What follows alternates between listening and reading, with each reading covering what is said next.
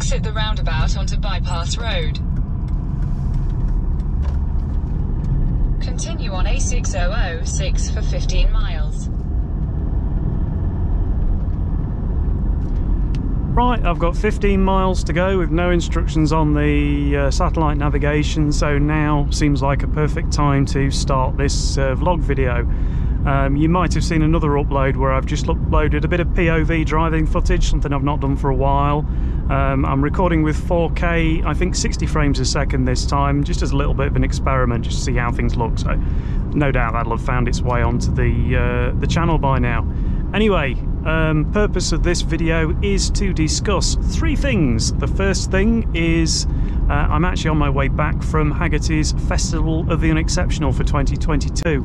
It's been a fantastic event, had a great day, got to see some familiar faces and some familiar vehicles and some new ones. Really good turnout, nice and varied as always, really great vibe.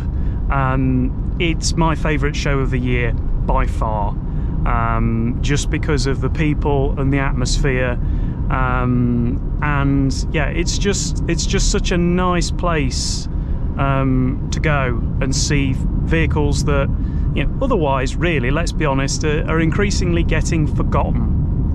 Hang on a second, just make sure there's no loony overtaking going to happen there. No, we're fine. So yeah, been a great day.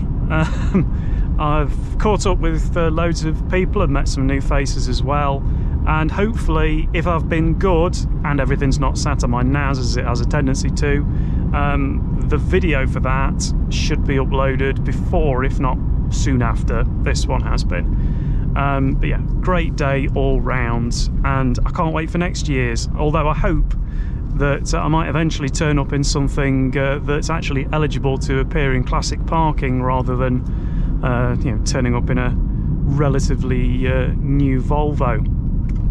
On the subject of the Volvo, that's the other two things that I wanted to talk about. First was the gearbox, because obviously you may have seen on my channel I had a series of videos to do with the torque converter shudder that I was experiencing with this car, and I'm pleased to say, I think about 2,000 and a bit miles after the repair work that was done, so far so good.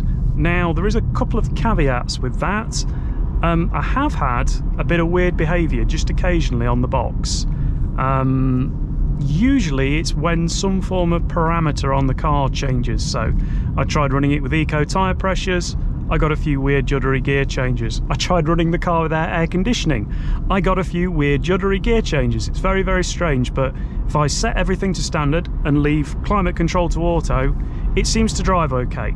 No idea what that's about, and I've never had the same sort of horrific shuddering, shaking problems I had before. Just occasionally the odd gruff gear change. So I'm going to monitor it and see how we do, and if I need to take it back and have further investigation work done on it, I will. But it's certainly perfectly usable and seems bob on. So again, thank you to Graham and the team at Horton Cars for all the work they did with that, because it's an infinitely better vehicle than it was when I took it there.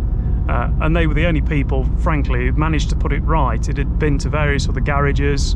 The specialist who sold it me didn't manage to get it right in the end. You know, so if you ever find yourself in the position with one of these where they're juddering, I can certainly recommend Graham and Horton Cars in Aylesbury to go and get looked at. The last thing I wanted to talk about with this car is my boost pipe repair. Now, again, depending on where I am, I'm hoping I've actually posted the boost pipe repair video now, because that's been filmed. I think I filmed that in June. But basically, whilst I was having the gearbox work done, we discovered that the aluminium charge pipe that runs from the turbocharger to the intercooler at the front had a hole in it towards the rear of the pipe on the rearmost bracket. Ludicrously expensive to buy new from Volvo, and you have to replace both the aluminium pipe and the two rubber hoses front to back on it as well. Absolutely crazy money. And what I did was when they did the gearbox work, they did a temporary repair for me with some epoxy resin, I think it was. That lasted for a while and then it blew. driving up a bloody great big hill called Cromford Hill in Derbyshire. I've now done a subsequent repair on it using some JB Weld steel stick, and again I think we must be well over 1,000 miles now into that repair. It is really only temporary what I've done, and I do ultimately need to replace that pipe, but it seems so far like it's holding, so fingers crossed we'll be good on that, and it will continue on. In terms of this car itself, I'm really not sure what I'm going to do with it. Obviously you've seen the V70 has come onto my channel and in my possession. There's loads I want to do to that, and then with this, you know something, it's really difficult because driving it to Festival of the Unexceptional today, I kind of fell in love with it again. How smooth it is, how quiet it is, how nice the gearbox is behaving now, how easy it is to cover long distances without really having to think about it or be worried about it. But that's not the experience I've had, unfortunately, in most of the time I've owned the car. So I am coming up to a milestone this year. I'm turning 40, and part of me is going, is this the year to buy the MX-5? Finally, I've only been looking at them for 7 years.